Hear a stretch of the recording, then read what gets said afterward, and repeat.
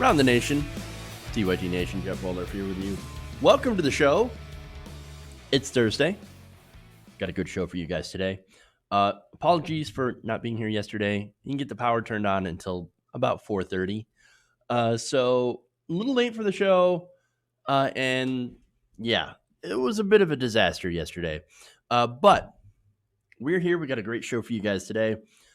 We have Donald Trump going on a strange rant about the inventor of the wheel. We need to protect the inventor of the wheel. He's one of the geniuses that we need to protect.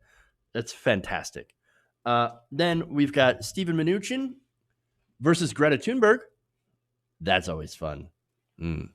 Donald Trump takes on or promises to cut Social Security, Medicare, and Medicaid. You're not going to want to miss that story. We have then, of course, two fantastic stories for progressives. So I'm not going to want to spoil that, but those are amazing. So you're going to really, really enjoy that. As always, please like and share the stream. Very important that you do so. Super chats, always welcome. In fact, super chats and members get priority. So I usually, when I take a break, I'll come back and I'll read some comments. Super chats go first. Member comments go second. And then everybody else, if I have time, goes last. And it's just, of course, a way to thank you guys for supporting the show. Okay. Anyway. Not yet, Actos. I still haven't been able to turn the thing on yet. But soon. Very, very soon. Okay. All right, let's move on. Let's get to the first story. Have a little fun.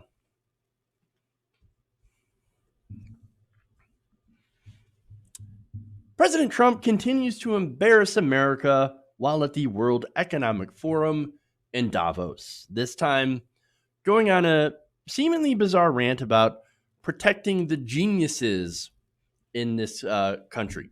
Watch. Tesla's now worth more than GM and Ford. Do you have comments on Elon Musk? Well, you have to give him credit. I spoke to him very recently, and he's also doing the rockets. He likes rockets, and he does good at rockets, too, by the way. I never saw where the engines come down with no wings, no anything, and they're landing. I said, I've never seen that before.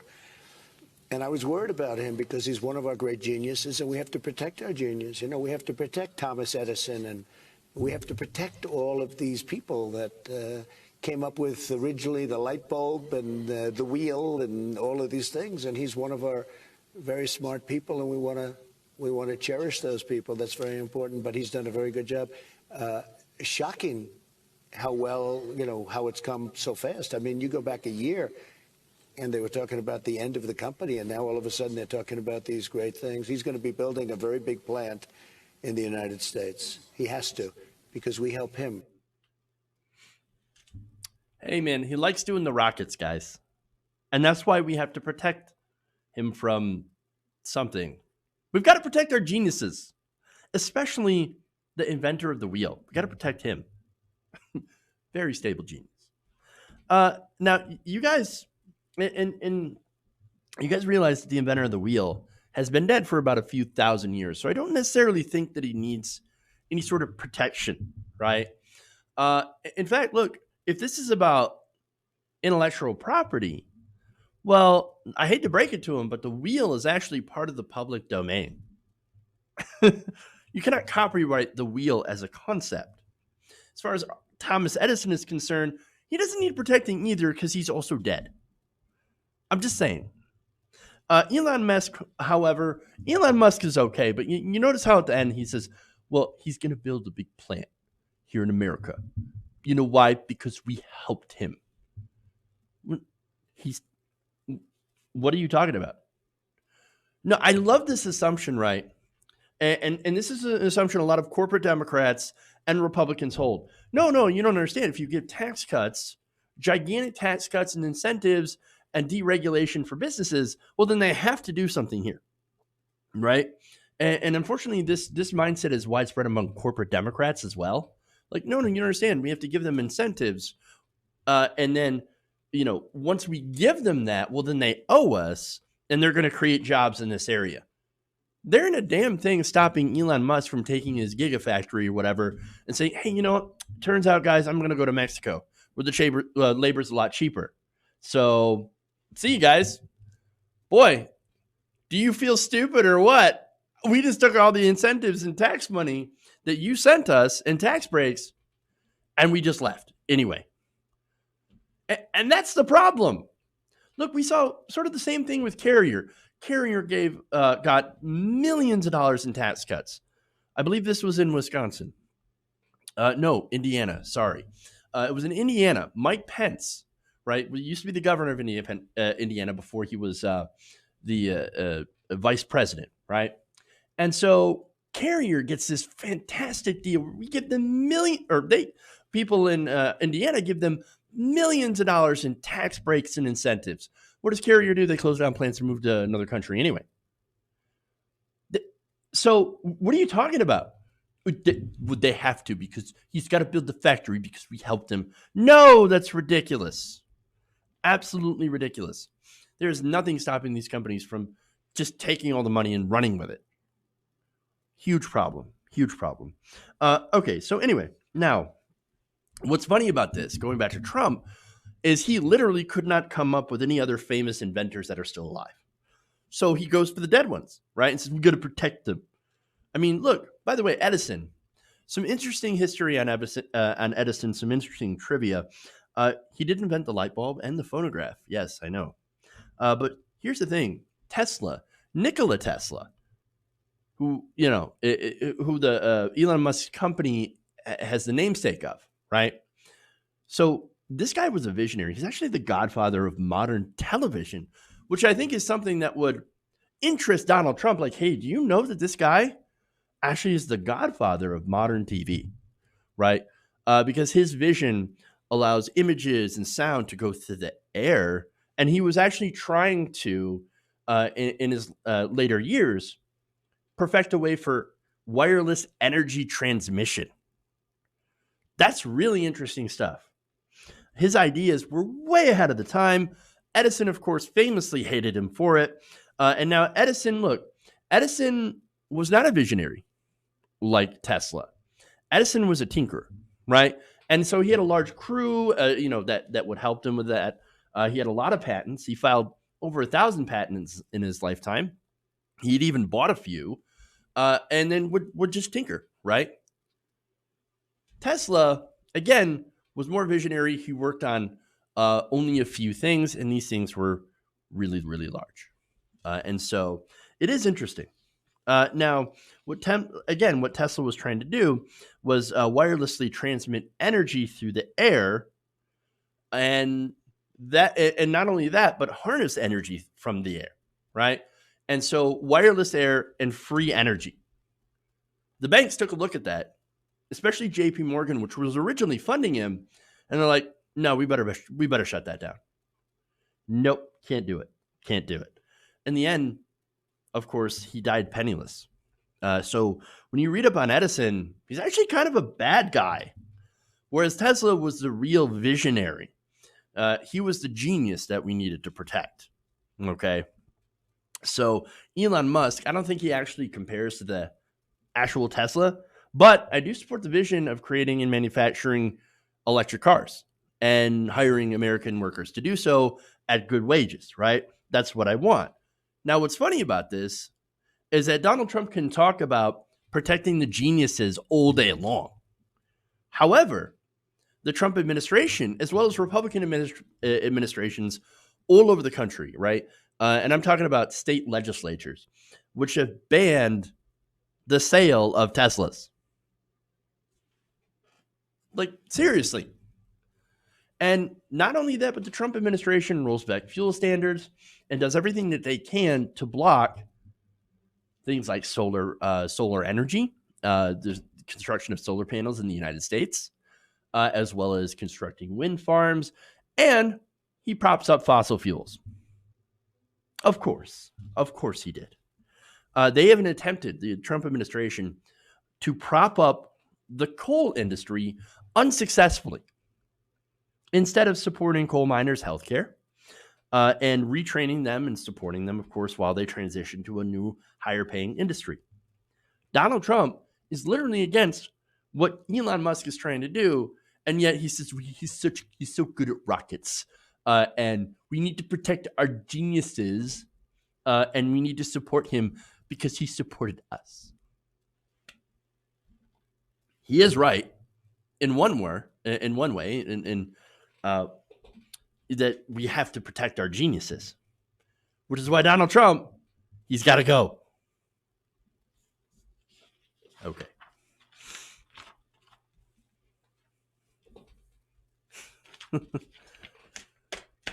All right. So let's go to more Davos shenanigans. All right. Former Goldman Sachs banker and current U.S. Secretary of Treasury. Hold on. Let me try that again. That was former Goldman Sachs banker and current U.S. Treasury Secretary Steve Mnuchin is getting slammed after he told Greta Thunberg to go to college and study. Now, this followed her call for the complete divestment from fossil fuels. In fact, let me give you her statements here. Quote, "We demand at this year's World Economic Forum, participants from all companies, banks, institutions, and governments immediately halt all investments in fossil fuel exploration and extraction, immediately end all fossil fuel subsidies, and immediately and completely divest from fossil fuels. We don't want these things done by 2050, 2030, or even 2021. We want this done now." So she says, divest from fossil fuels, right? Just take all your money that you're putting into it out. They don't need the subsidies. They don't need any of this stuff, right? So now in response, Mnuchin told the elite crowd at Davos, quote, "What is she? Is she the chief economist? Who is she? I'm confused. After she goes and studies economics in college, she can come back and explain it to us." Oh, is that so? So now, suddenly a member of the Trump administration is promoting college. No, well, now, wait a minute. You ask certain conservatives, well, they'll tell you that colleges are liberal communist training centers. Well, that's interesting. So now Trump administration officials say, well, why don't you go to college then? And then come back and tell us. Well, why don't you say something? Mnuchin, you went to college. You went to Yale.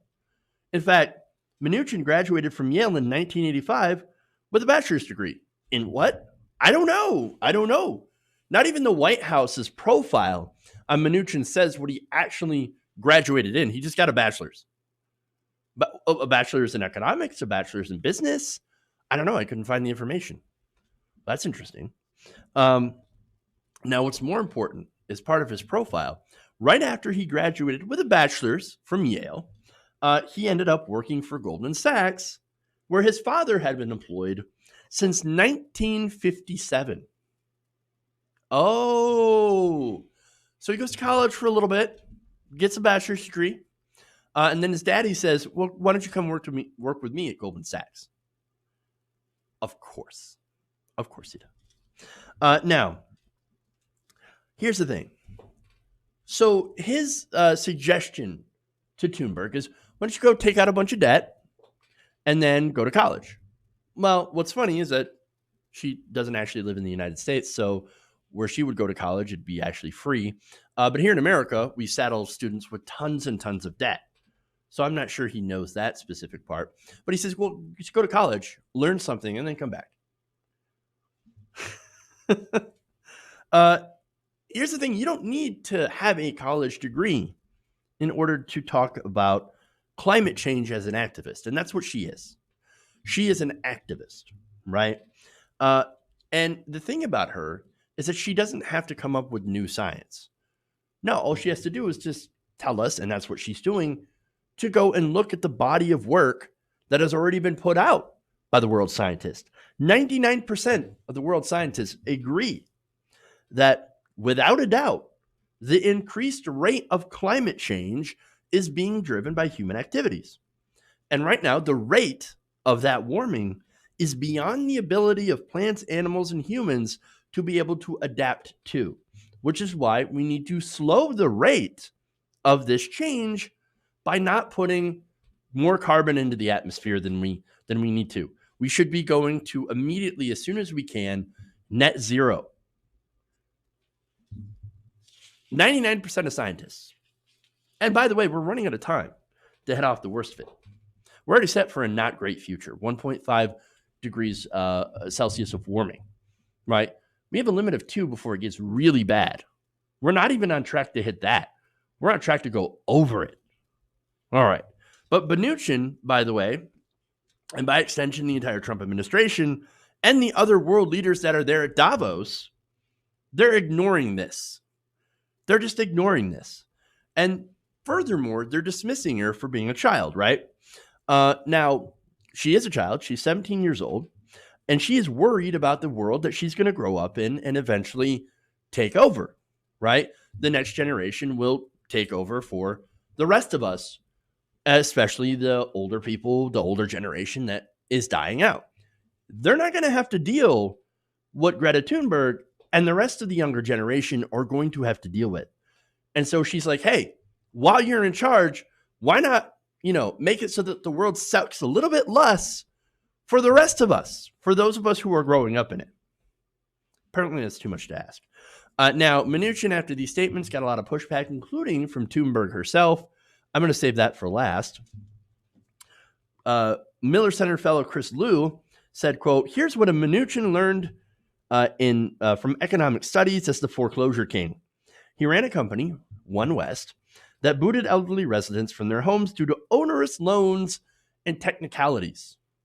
I think there was a story where an elderly person, a grandma, got kicked out of her home over like $13. Some ridiculous low amount where she was late and her home was foreclosed on. That's ridiculous. Author and environmentalist Naomi Klein pointed to this. Somebody should tell Mnuchin about the hundreds of Harvard faculty members and thousands at other universities, which includes Yale, who have called for fossil fuel divestment. Other critics, David Dayan from the American Prospect says Steve Mnuchin thinks Greta Thunberg needs an economics education where she can take courses like strip mining Sears Assets 103 and forging signatures to take homes away from people 204. I love that. And then woke comrade Peter Dow says this. Look at Mnuchin, the smug clown. Greta Thunberg has more integrity and wisdom in her pinky toe than 1,000 Mnuchins. These Trump cronies are wretched people. Now, not only are they wretched, but they are anti-intellectual. They do not want people to go into college, for one, which is why they do nothing about the massive amounts of student loan debt and the cost of college. And the reason they don't want people to go to college is because they learn facts, right? As I mentioned before, they're liberal communist training centers, according to some Republicans. But if you do happen to go to college, well, then they will smear you as a smug elitist. I know. Right? Now, someone who knows that is Alexandria Ocasio-Cortez, who said this. If you don't have an economics degree like Greta, they'll mock you for not having one. Well, if you do have one, as I do, they'll claim it's illegitimate. Haters gonna hate, and deniers will deny. They will deny logic, science, and environmental consensus in order to protect oligarchy. And look, here's the thing. Like AOC, I see all these memes against Alexandria Ocasio-Cortez. You know what the majority of them are? Calling her stupid. Saying, oh, what an idiot. Oh, what a moron. Lefty, loony leftist, right? She's so stupid. She was a bartender. Oh, they hate working people. But they forget that she's an incredibly smart person. She has a degree. She is a smart person. And so that's part of the disconnect here. Now, for Greta's part, she responded to this, and I love it. She says, my gap year ends in August.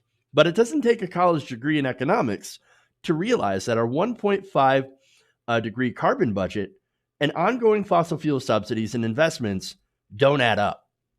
And of course, we give oil companies the tune of billions of dollars in subsidies for no reason. They're the most wealthy, prosperous corporations on the face of the planet. Why do they need those subsidies?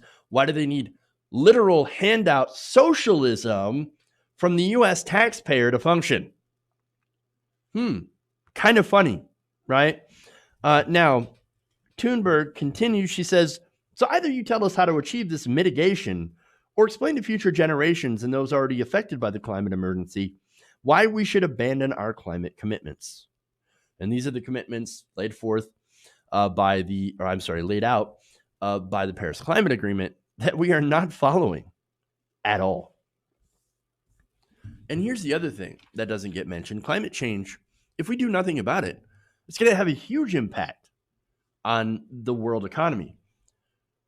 Gets bad enough, certain foods will not grow, or they'll grow in, foods that already require a specialized climate to grow in. You'll not be able to grow them in certain places. There will be droughts. There will be famines due to those droughts. There will be increases in prices, disruptions of markets, increasing scarcity of certain things. Not only that, but you'll have stronger storms that will cost city and state governments more to clean up after. Those are some of the economic realities of climate change. So maybe Mnuchin, and yes, he later on said, oh, I was just joking, after he got a ton of pushback. No, he needs to take his little stupid joke and his condescension, shove it somewhere else, and then he might as well go and listen to people who are smarter than he is for once in his goddamn life. Maybe then Mnuchin will actually learn something. Okay. So I'm actually going to take a quick break here. We're going to come back. We've got, no super chats, but I'm going to thank some members, patrons, and then we'll head to the next story here, which is Donald Trump and his promise to cut Social Security. So we'll come back with that right after this.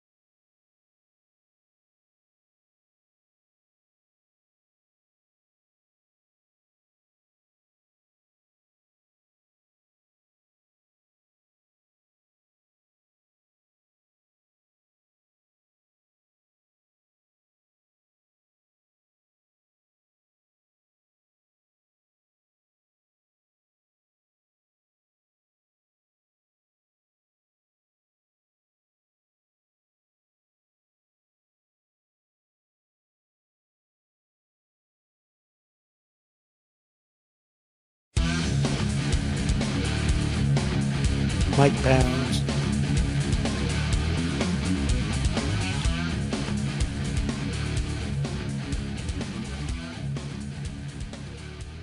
Welcome back to the show. Around the Nation right here, TOT Nation. Jeff Waldorf here with you. Boy, we have a lot of audience participation, and I love it. So let's start up with the super chats here. David Richardson says the right wing regularly attacks AOC for being a bartender while supporting a bankrupting reality TV star. Yes, absolutely. They hate working people. They hate regular working people that the Republicans always have. And so they just show a deep disdain for the working class. And yet, here's what they do. And I think you guys already know this. They'll go and they'll use racism and they'll use bigotry and xenophobia to try to keep the working class with them as they continue to openly disdain them. It's really, really insane. Okay, anyway. So now let's go to Monica G, who says, Mnuchin foreclosed on a 90-year-old lady over 27 cents. God, I remember that. I remember that. That is a disastrous story. Thank you for reminding me. Aaron Pimentel says, why do I love your show? Good question. Let's ask Joe Biden. Well, yesterday you said you accepted Bernie's apology, and now you're attacking him. Why are you doing that? Why wasn't his apology enough, Mr. Vice President? Hold on. Why attack Sanders? Why? You're getting nervous, man. Calm down. It's okay. I had to get that. Hopefully you guys could hear that. Okay, anyway. That's fun. It's going to do that show today. All right, anyway. So we got more comments here as well. Let's see. Let's go to some member comments here. Ann Anderson says, they want the public to pay for the petro company's eco disaster. Absolutely. Let's see. James Watson says, I would love to have children of my own, but I can't bring someone to this world knowing that they're going to suffer as a result of climate change. Adoption is the only option. Look, I think a lot of people, a lot of young people especially, have not been too keen on parenthood for a couple of reasons. One, massive debt. And then, of course, there's climate disaster, which we're not doing anything about. So that's those are great points, James. Thank you for sharing that. Actos Maga says, if we had today was just bad, I don't want to see what really bad by the end of the century is, much less that absolute disaster if we failed to heed the warning of scientists. Absolutely. No, those are all great points. So I want to thank you for making those. Also, thank you for participating in the show. This is your show. You guys help make it with the super chats and with the comments as well. Okay. I got to get the soundbite here. I got to get that why on the soundboard because that's fantastic. I absolutely love it here. Why? You're getting nervous. I love it. All right. Anyway, moving on. We do have some patrons shout out as well, channel members. Patrons are Robert Portia and For the Truth. And channel members I want to thank today are Mother of Dragons and Linus Muliolis C21 Homestar. So thank you. All right. Anyway, let's move on. We got more show.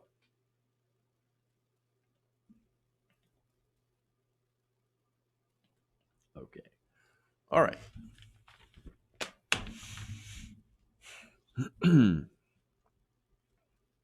Get the video all queued up here for you guys.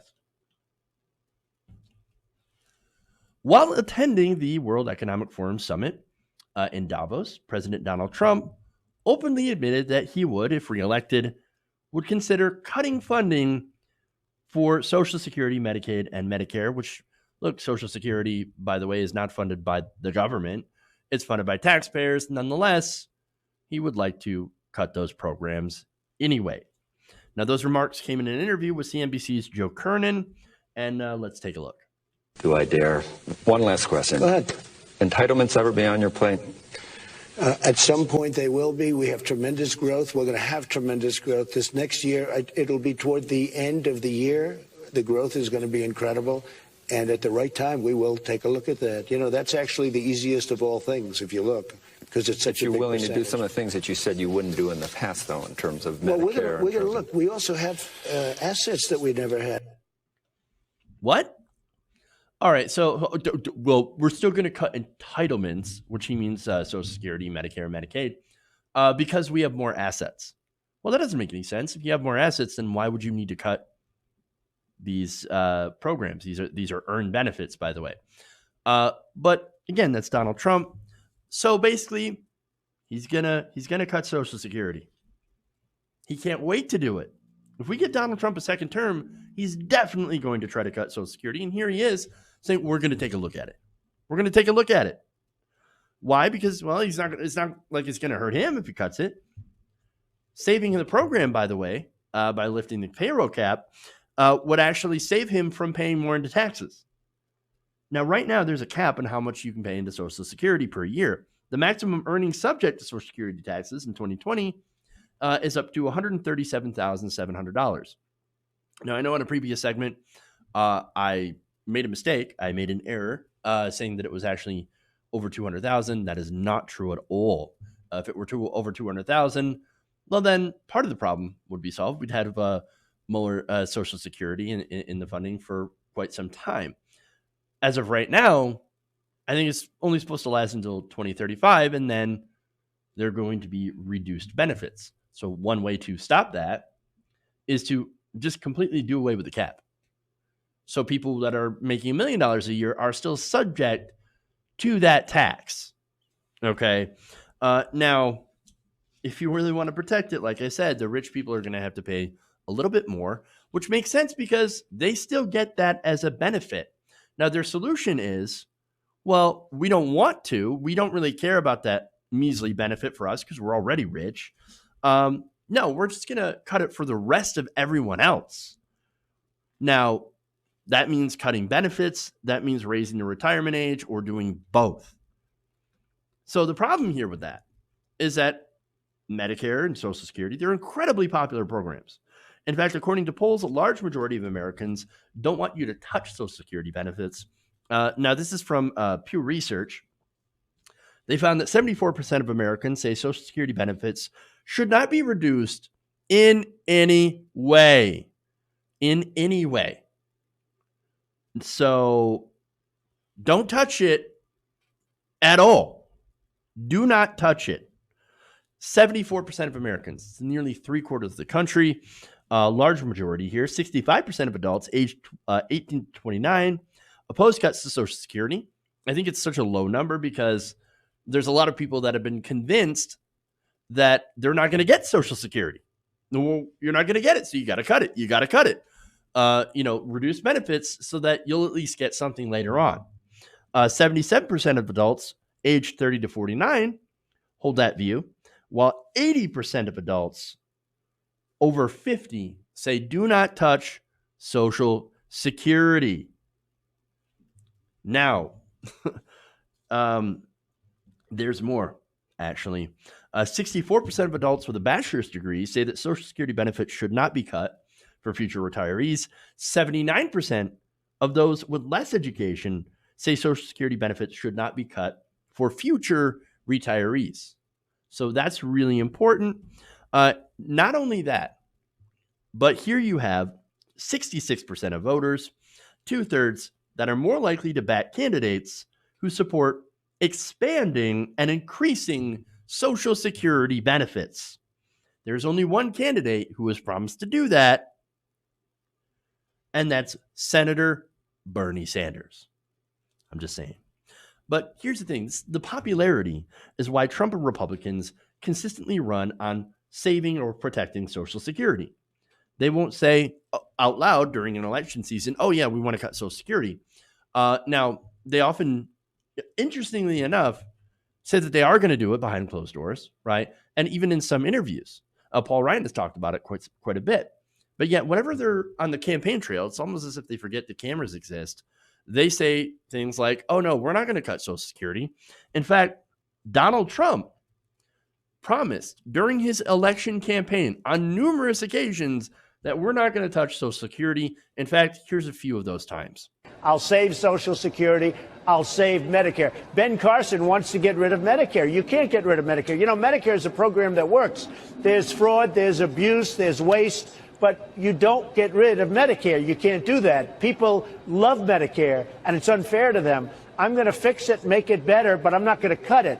I will get rid of the fraud, the waste, the abuse, all of the problems, but we will have Medicare. But we're not going to hurt the people who've been paying into Social Security their whole life, and then all of a sudden they're supposed to get less. Every Republican wants to do a big number on Social Security.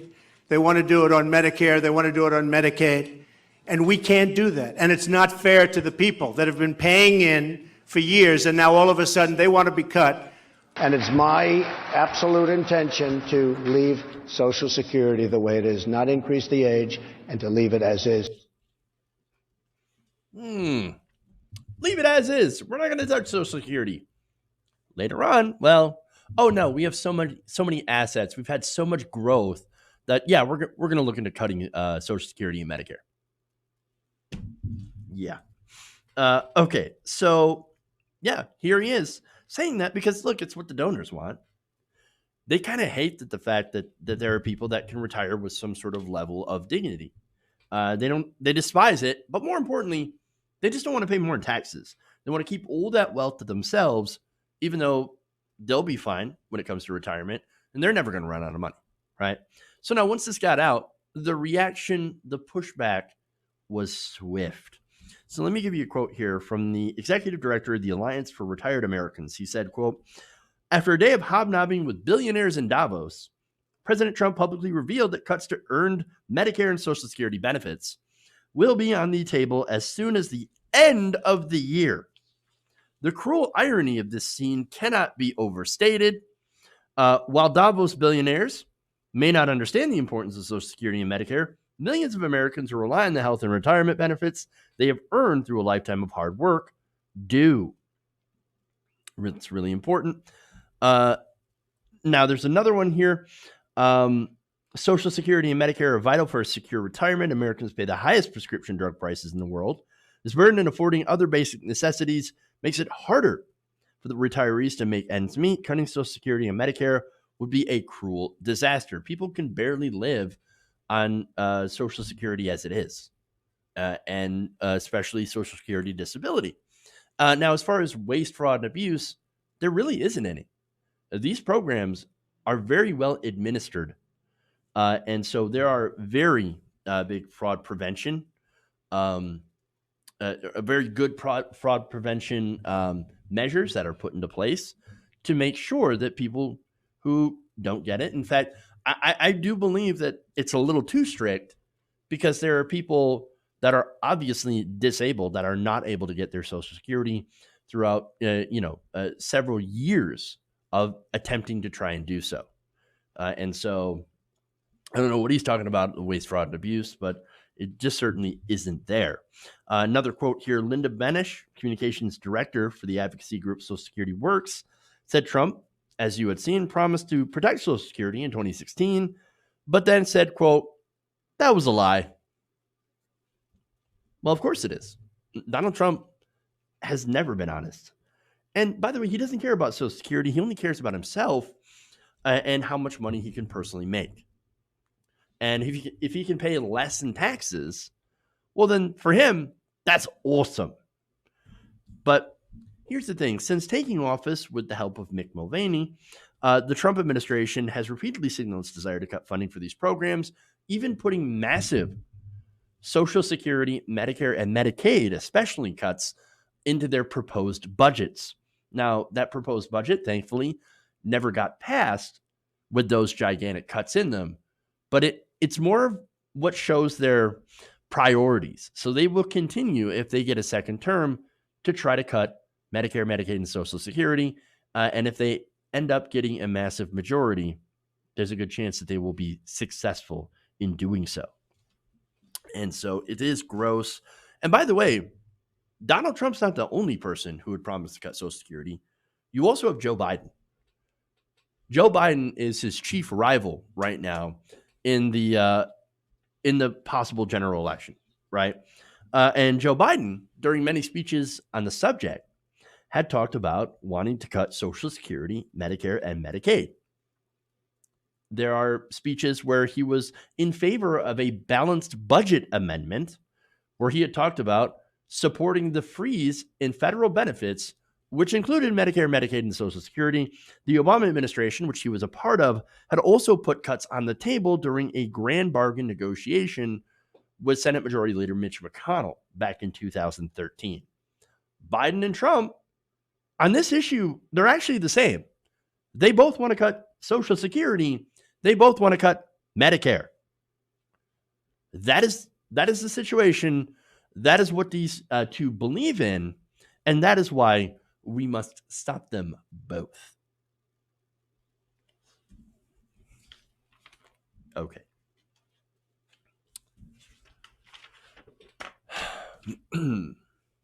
Moving on here. Let's go to some good news.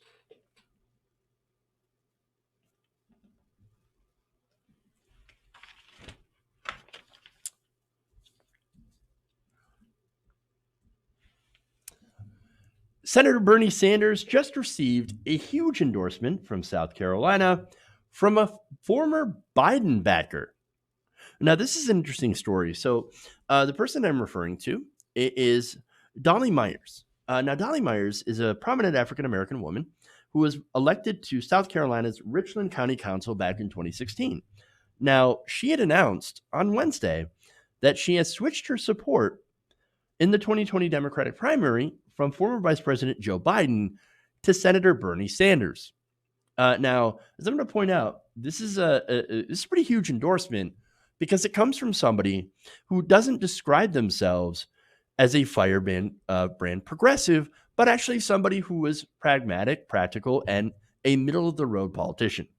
So let me give you her reasoning. She says first about electability, and this is in the interview in the Associated Press, quote, I looked at his electability, or I looked at that and I thought, he's right. He's unafraid and unapologetic. I like the fact that he is willing to fight for a better America, for the least, the fallen, the left behind. That's pretty solid. Now, look, this is big because South Carolina has an important primary. It's very important for any politician to win, especially somebody like Bernie Sanders. Now, the reason is that it would show that Bernie Sanders has the backing of a truly diverse coalition. Now, look, we know that younger people, especially younger people of color and women, support Bernie Sanders far more than generally white males. And so the myth of the Bernie bro is again, a myth. It's ridiculous. It's not backed up by actual demographic information. Young people, especially young people of color, overwhelmingly support Bernie Sanders. But in the minds of the old guard, if you don't win South Carolina, then, well, you don't have the backing of the African-American community. And so if Bernie Sanders manages to win South Carolina, well, then that, again, is another piece of evidence that that narrative is just not true, right? So now there is an issue in South Carolina. Bernie Sanders is way behind Joe Biden. Biden has about 36% support so far in the newest polls, where Bernie Sanders comes in about second place with about 15%.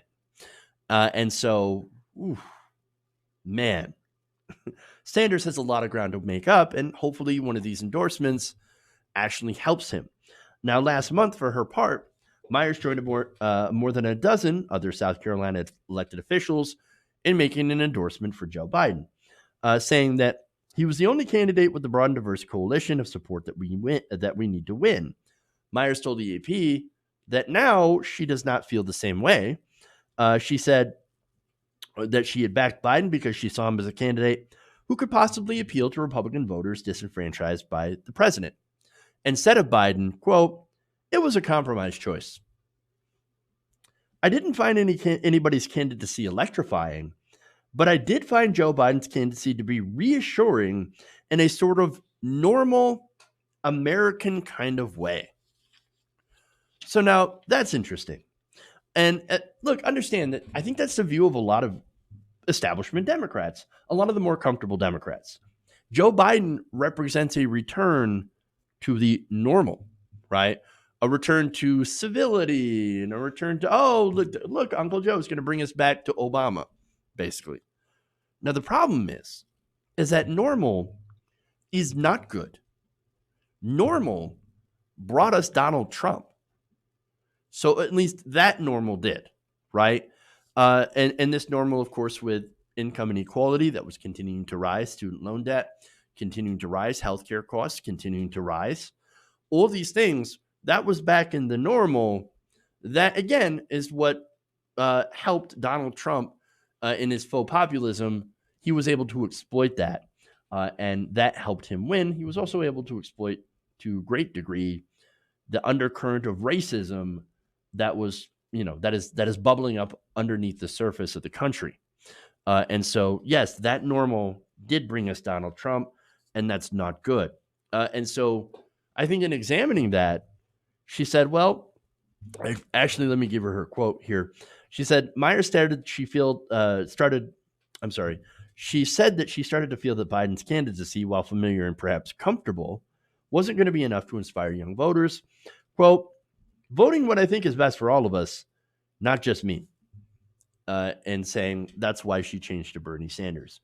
In fact, here's more. I'm a 50-year-old black woman, and I tend to be middle of the road. I'm not a left-wing liberal. I'm not even a left-wing Democrat, but I am a realist. So that's important, right? So here you have somebody, again, who doesn't describe themselves as at all progressive or left-wing or anything like that, but says, I'm going to vote for Bernie Sanders because I'm a realist. That's super important, right? That shows that there are people out there that look at Bernie Sanders and think, that's the pragmatic choice. Well, when that happens, that's when we win. Everything she has said there is the case that we are trying to make for years, right? That only Bernie Sanders can turn out the vote, can turn out young people, and beat Donald Trump. And there is lots of polling that backs him up, tons of it. Now, as far as Biden goes, Biden has way too many weaknesses. He's got a ton of baggage, a lot like Hillary Clinton, including how he supported cutting Social Security. He's worked with segregationists. He's worked with credit card companies to make discharging debt a lot harder, and students impossible. His policy positions, of course, are very weak, don't do anything to solve the gigantic problems of climate change, student loan debt, and the increasing costs of healthcare. Those are the issues that matter. In fact, healthcare is one of the most important issues for voters in this election cycle. Now, finally, in a tweet here, Sanders thanked Meyer for her support. He wrote this, quote, together, we will defeat the most dangerous president in modern history.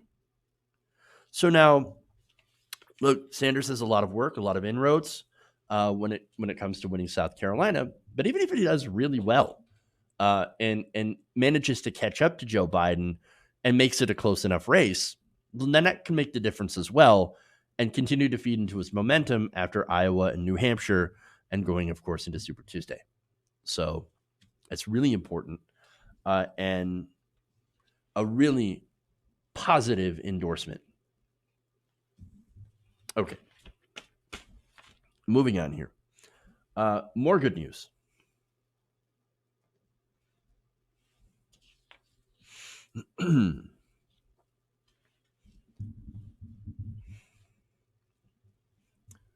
The establishment is losing it after new polls have come out showing that Bernie Sanders is surging.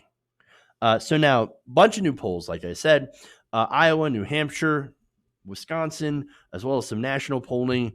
And of course, you have got Bernie Sanders that is doing excellent and surging into the lead in a lot of these polls. So first, let's go to Iowa. So now this was a recent Des Moines Register CNN poll that shows 20% of likely Democratic caucus goers say that Bernie Sanders is their first choice for president. Pete Buttigieg used to be doing fairly well in Iowa. He fell 9 percentage points to go behind both Sanders and Elizabeth Warren. Warren's at 17. Buttigieg is at 16. And here comes Joe Biden in the last at 15%. Then we go to a New Hampshire poll that just recently came out. It's a new WBUR poll has Sanders getting 29% of likely Democratic voters.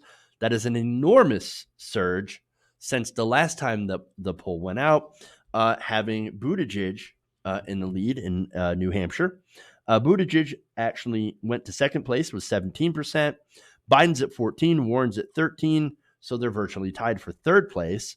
Now, a recent California poll from the University of Southern California's Rossier School showed Sanders with a 4-point lead over Joe Biden, with 28% of California voters who support Bernie Sanders. Biden with 24%. Another poll in Wisconsin has Bernie up by 6 points. Then finally, CNN shows Sanders taking a 3-point lead over Biden in its latest national poll. All of this news of Bernie Sanders surging, especially after the recent attacks by Elizabeth Warren and Joe Biden and Hillary Clinton, has the establishment's hair on fire. Now, CNN, for example, in its own headline in this new poll, where Bernie Sanders is clearly ahead, says, Bernie surges destroying Biden atop the Democratic presidential pack. The headline, of course, makes the assumption that either Biden is still in the lead or they're tied. He is not. As Sean King points out, the title of the article makes it sound like it's a tie. It isn't. Bernie surged to a 3-point national lead. The gross attacks on Bernie are only making us stronger. Law and crime reporter Colin Kalchamber also talked about CNN, took aim, saying CNN can still not fathom stating the obvious here. Sanders is leading in their own national poll. Self-parody. Now, the polling revealed some other interesting data points, including that Sanders leads Senator Elizabeth Warren over Liberal Democrats by 33 to 19%, and leads Biden with voters of color by 30% to 27%. Bernie Sanders leading voters of color over Joe Biden. Wait, what happened to the Bernie bro narrative? Now, Crystal Ball, host of Rising, had this to say on that, quote, gotta love those Bernie bros. I love it. Now, CNN's Ryan Struck pointed this out as well. The trend with Bernie Sanders, support for Biden in the CNN polls. From October, it goes from 34% to November to 28%, to December to 26%, now at 24%.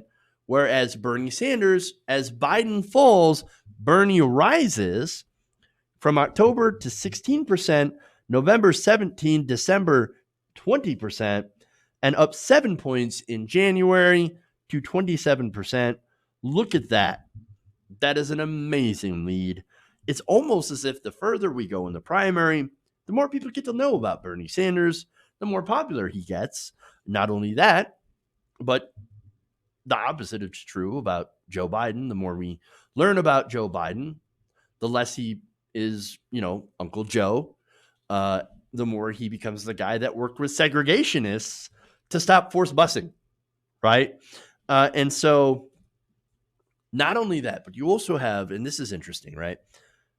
The media attacks against Bernie Sanders. The media attacks him relentlessly, right? The more he's been getting attacked, the more popular he gets. And why is that? It's because Bernie Sanders is running on a campaign based on issues. Healthcare is the number one issue among voters.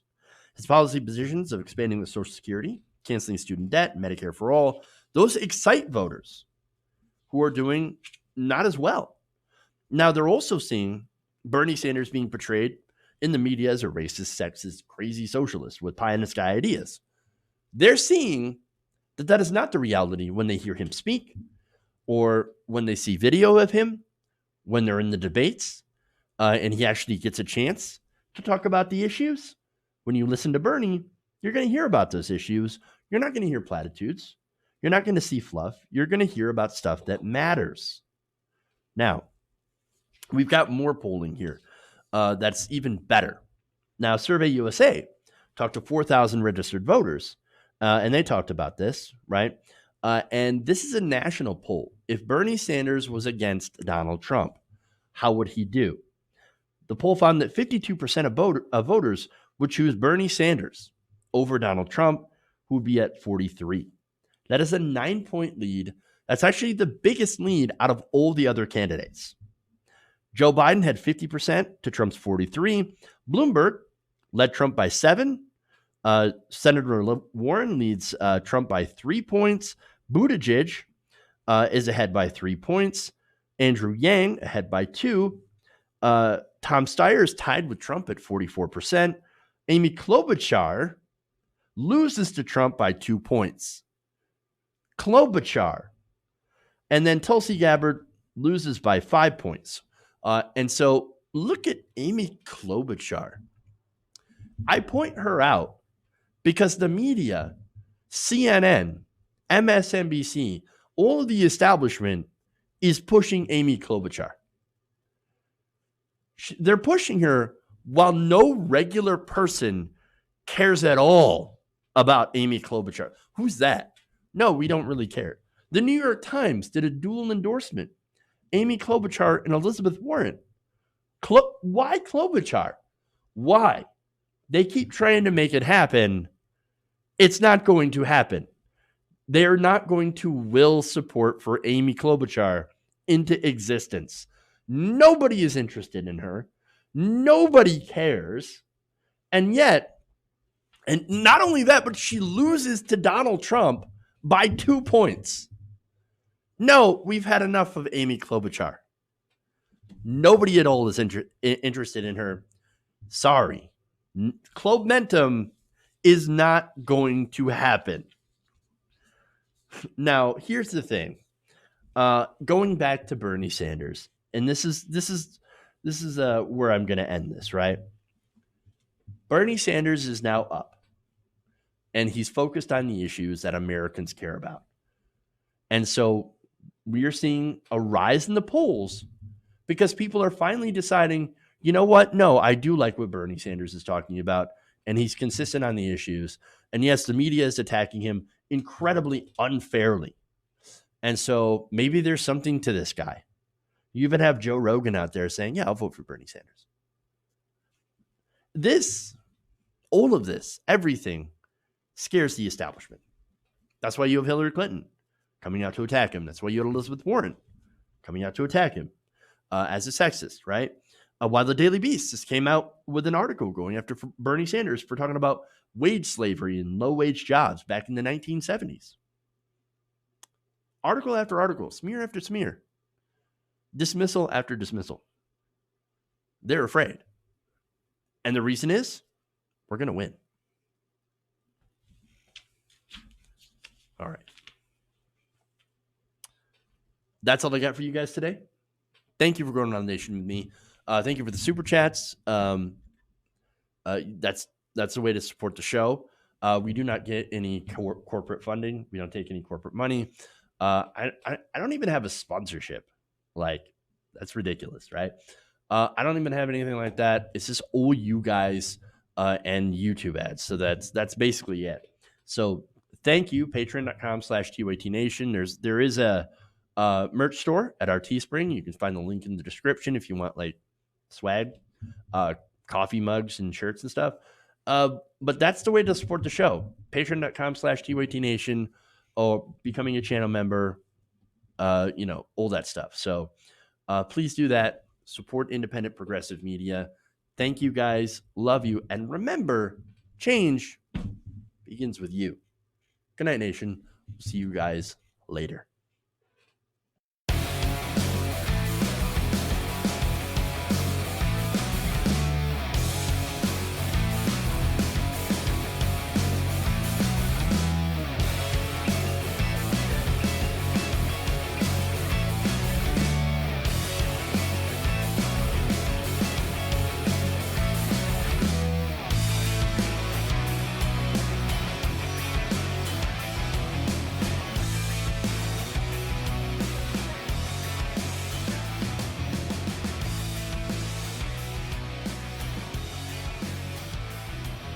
Text Sanders. Wait, you're getting nervous, man. Please clap. They're kicking me out the door. You're kicking me out the door.